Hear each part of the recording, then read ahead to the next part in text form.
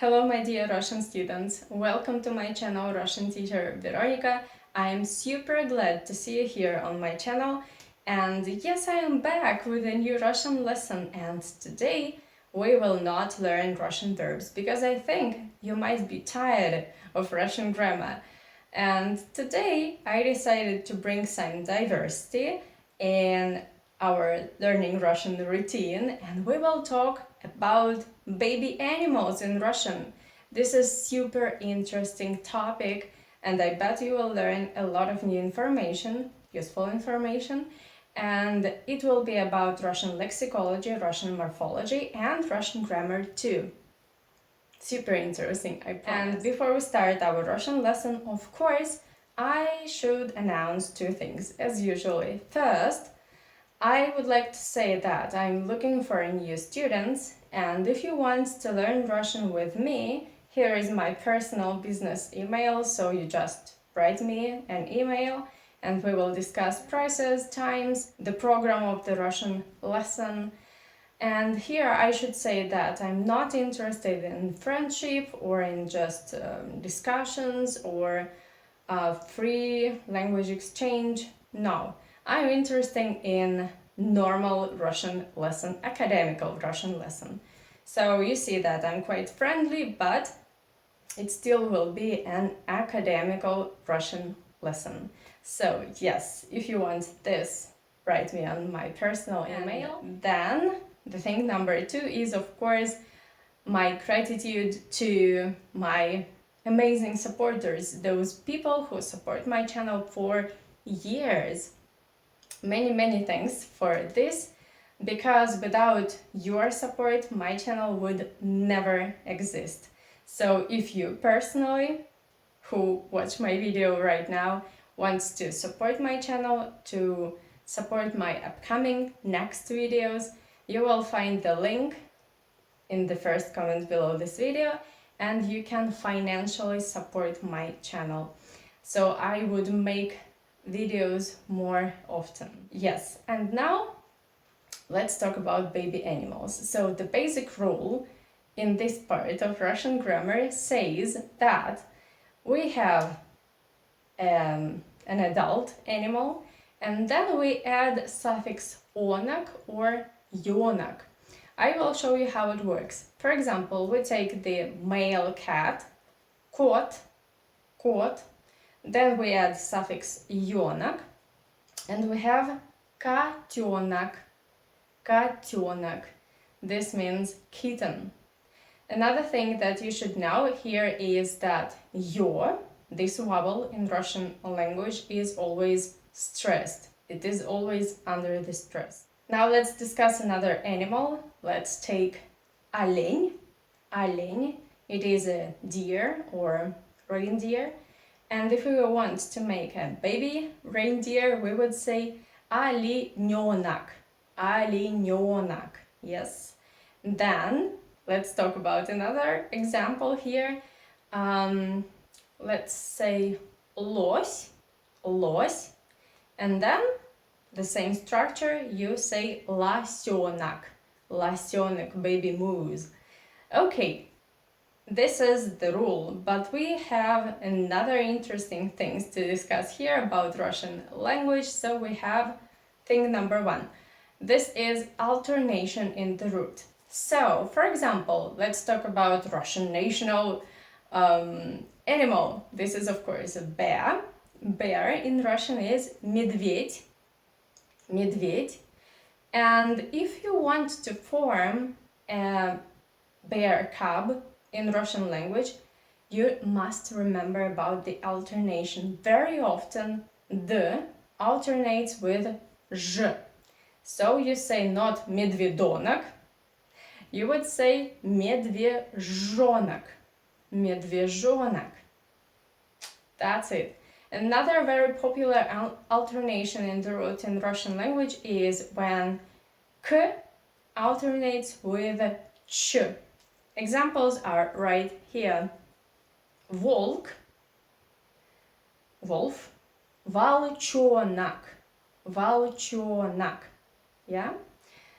So you see that k alternates with Sure, I have more examples in this section, so let's talk about birds. We have such a beautiful black bird with blue eyes, which we call in Russian galka, galka, and the nestling here of this bird will be galchonak, galchonak. Now let's talk about rabbits. So we have кролик, кролик, and then крольчонок, крольчонок.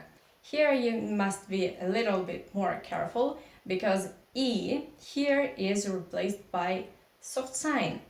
Yeah, sometimes this happens. Then another alternation, no, I forgot to say that this rule is, this rule works not often, like 95% it works, and there are 5% of exceptions. So we have, for example, another bird, утка, утка, and duckling in Russian will be утенок, утенок. So according to the Russian rule that I mentioned above, K should alternate with ch, but not in this case. Утка, утенок, not утчонок or something like that. Another alternation is that ц can alternate with ch. So you say заяц, hare, and baby hare would be зайчонок, зайчонок. Okay, so now you know almost everything about main alternations in Russian language when we talk about baby animals, and now let's talk about exceptions. Those words that are absolutely not similar with the adult animal. Yeah, so for example, свинья, свинья, pig, and little pig, like piglet, in Russian will be поросенок, поросенок. Totally different word, right? And then I know if you want to make plural of these baby animals in Russian language, it is very seductive to say поросенки. That's wrong, forget about that. You should use another suffix, поросята, поросята. And this suffix works for almost all animals in plural in Russian. So another interesting example here is лошадь, лошадь, жеребенок, жеребенок, different. And plural will be жеребята, жеребята. Another domesticated animal in Russian is овца, овца, and baby animal, sheep, will be sheep, will be ягненок, ягненок. Plural, ягнята, ягнята. And now, that important animal that brings milk and cheese, this is корова, in Russian, cow, in English, корова, and baby cow is теленок, теленок. Another animal that many people love is собака, собака, dog. And if you want to make a puppy in Russian language, to form a puppy in Russian language, it will be щенок, щенок. And plural, щенята, щенята. Yes. Now let's talk maybe about wild animals. So we have тюлень, тюлень. By the way, I've never seen them in wildlife. It is one of my strong wishes to see a wild тюлень with my own eyes, maybe one day. So тюлень, adult animal, and baby тюлень will be белек, белек. Here is such a lovely story that I would like to mention. When I was a little girl and I studied in school, I was maybe in third year of studying in school, I wrote a letter to our president because I read an article in a magazine, Geo, I think, or National Geographic, something like that. And there was the information that many belok,